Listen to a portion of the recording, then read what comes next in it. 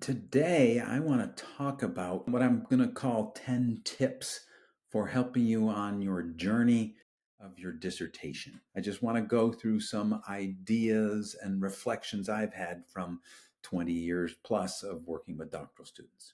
So, to just jump right in, number one, your committee. Understanding how to work with your committee, how to select your committee, how to give them what they are looking for, what they need to help you finish, to pass you, is incredibly important. And I guess ultimately, if you get the right to choose and the ability to choose your committee members, please make sure that your committee members can work well together. Don't just find people based on their expertise or their interests and try to smush them together, because the last thing you want is your dissertation to be a ideological battleground where members are trying to basically show each other how important they are. You want people who understand the role as a committee member and understand they are there to help you finish. There's a lot more that can be said about that, but in 10 tips, we're just going to have a little bit on each topic. So the second one, I'm going to just call Know the Journey. And by that, I mean understand what your specific school requirements are. Understand the dates. For example, I talked to someone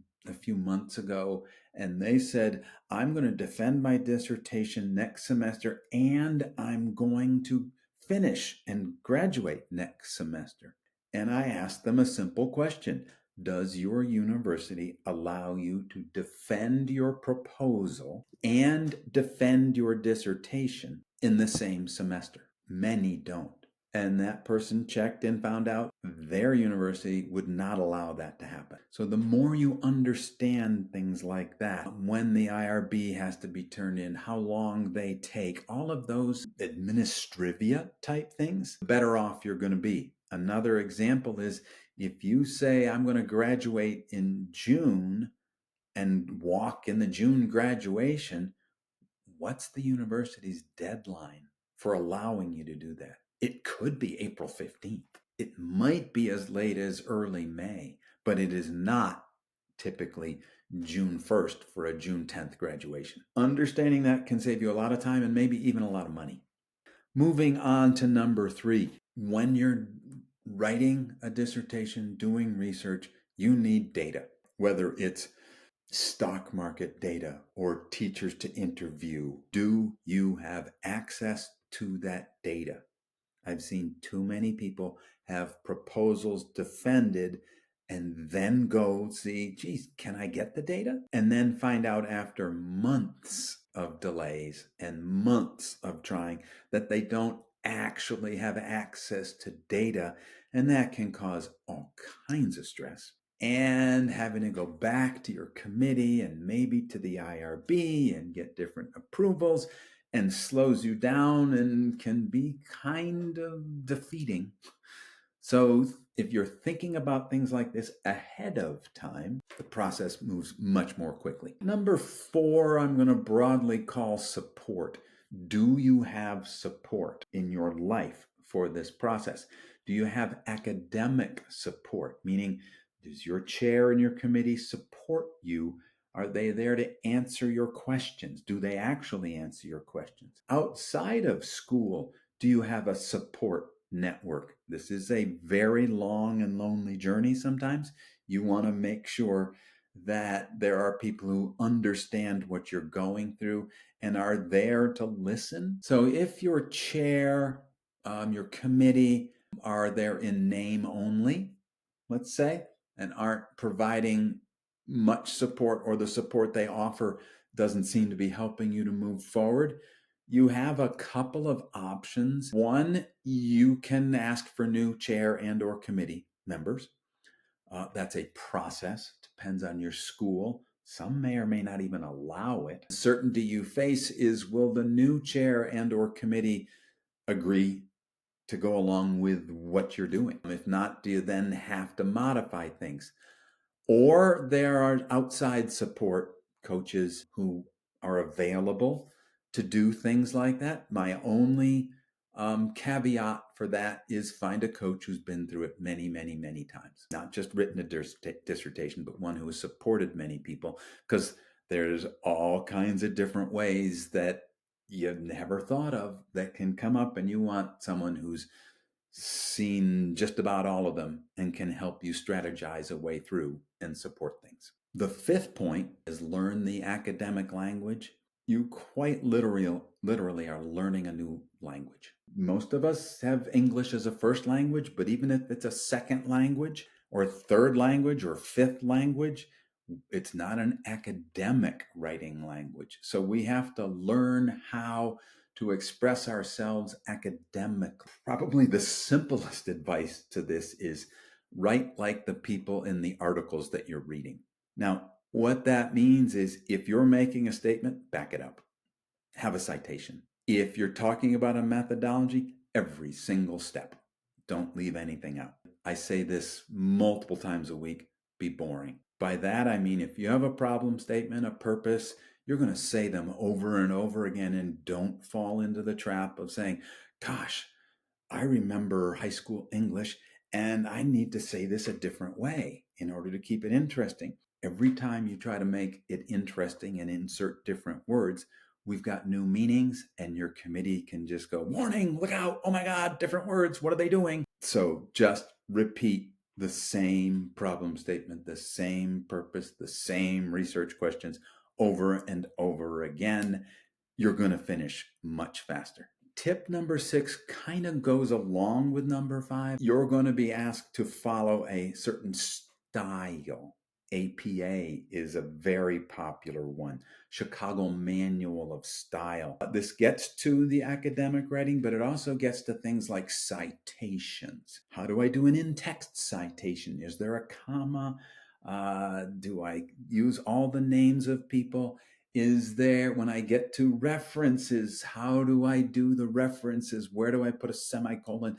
Where do I put the volume number? All of these things, you're going to be asked to do that for every single reference. Your spacing requirements, how you're going to space. Now, the one caveat to this is there are schools that say, for example, we follow APA. However, we have some slight differences to APA. So while yes, understand the style you're going to use, but also understand how your school interprets this. Step number 7, or point number 7, I mentioned that earlier, this can be a lonely journey. Self-discipline is pretty important. It's quite interesting to me. About 2% of the US population has a doctorate. It's also about 2% of the US population that has completed a marathon. And to me, that means it's not the same 2%. Okay, there's some overlap. To me, that means people who can carry out a long-term goal and be disciplined to continue to show up. Because it's very few people who can sit down and say, today I'm going to write an entire dissertation. And it's very few people who can wake up and say, I'm going to run a marathon today without ever doing any preparation. So it's showing up over and over again. Even when you're not making a lot of progress, you're putting in the work. Have that self-discipline to get there. Kind of contrary or opposite maybe of self-discipline, remember your why. Now, I sometimes jokingly say, in all the years I've talked to people, I've never met anybody whose lifetime goal it is to be a doctoral student. But I met a lot of people who want to be a doctor. Why do you want to be a doctor? Keep that in mind. Is it, I want to go change the world. I want to become a professor. I promised my grandmother. I want to show up that 4th grade teacher who told me I'd never amount to anything. I've actually heard that one a number of times. But remember that. In fact, you might even want to post that one. Why am I doing this? And that can keep you going many times. Number 9, quite simply, I call this doable. Is your dissertation doable? There's lots of ideas out there that may be really interesting to research. But if you want to see, hey, what's the impact of changing the lunch program for 4th graders and their blood pressure when they're 50? Do you want to be paying tuition for the next 40 some years in order to do this study? Do you want to follow these people for the next 40 some years? Yeah, it might be really interesting, but is it doable within the confines of budget and university timelines and everything else to complete this study and get you finished to become a doctor? So always keep that in mind, and hopefully your chair will be saying, not a bad idea, but it's going to take you 10 years to collect that data. Do you want to do that? And that's when the warning lights go off and you say, no, I'm going to go back and find another idea, because you want to finish this. Point number 10, good enough is good enough. Now, what that means is there are a lot of people who try for perfection. You aren't the holder of perfection. It's your committee. You want to get them a product early and often. Get them a product and let them tell you, yeah, because you don't know what perfect is. You've never done this before. Okay. And what you want is something good enough. There is no such thing as a dissertation accepted with a gold star. It's accepted. They don't ask, wow, did you barely make it through? Did you write the best dissertation ever? Yeah, some schools have dissertation awards, but those aren't seen by the rest of the world. You want to get through. And a little secret, look, if 6 people outside your committee read your dissertation, that might be a bestseller. You want something good enough, again, going back to your lifetime goal isn't to be a doctoral student. You want to get through, become a doctor, and in my mind, go change the world. Now, I said I'd give you 10 tips. I'm going to give you one more, a bonus. 11, self-care. Long journey, long hours. Remember to take care of yourself. Schedule time in for yourself and your family, if you have a family or loved ones. You want to reach the end and still be alive. You want to be able to enjoy and celebrate what you've accomplished. So take care of yourself along the way. And I really hope you get there quickly. And I wish you lots of luck.